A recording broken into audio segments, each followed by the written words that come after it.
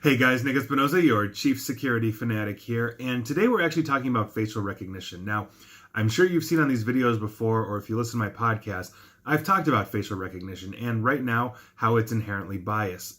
Studies from organizations and groups like MIT have shown that these systems currently favor white males, correctly predicting who they are with 99% accuracy. But when a lot of facial recognition systems are pointed at women and minorities, the failure rate increases to 35%. Now, obviously, this is how we have developed facial recognition system. Most of the developers of this have been white males, which, is pretty much a lot of the industry.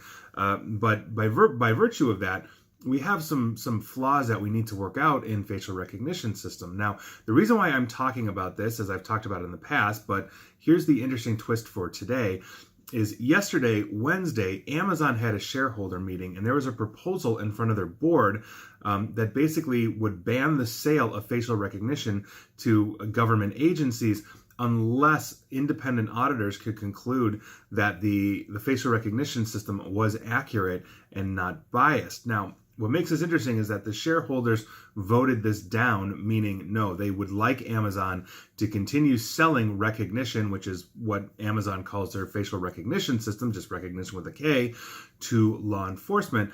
But I get where the shareholders are coming from in the sense that if Amazon is selling another service, potentially their stock goes up, it is more profitable. But at the same token, we also have this issue that we see that if law enforcement is using tools like this, they can't really be trusted.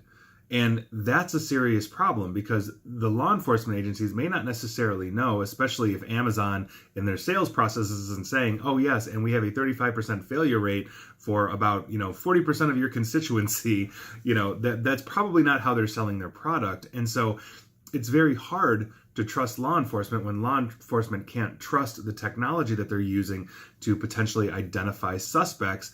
That leaves a gap saying we have more than a 1/3 chance of falsely identifying innocent people for some kind of crime. And Amazon is, at least their shareholders anyway, said, no, go ahead and continue to sell this, which, okay, I understand it. Like I said, from the shareholder standpoint, money goes up and you are there, you're seeing green. That's the only color you're pretty much seeing.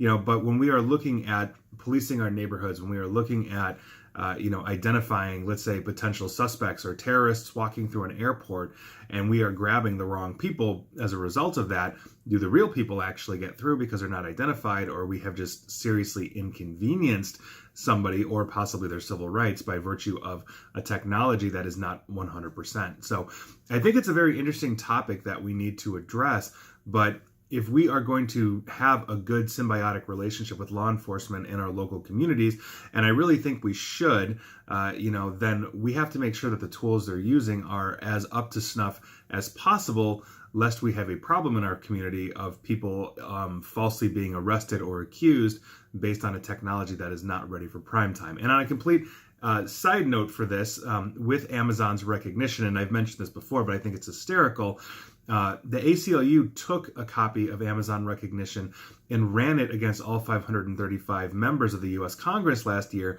against a criminal mugshot database that didn't include their faces, and the system identified 28 members of Congress as criminals. So I thought that was pretty interesting and kind of underscores the fact that we have a long way to go with facial recognition. So should we be limiting that technology in law enforcement and other government entities purely on the stance of, innocent people shouldn't be bothered, shouldn't be harmed? So that's the question for the day. I'm sure you guys will have a lot of opinions on this, and thanks for watching.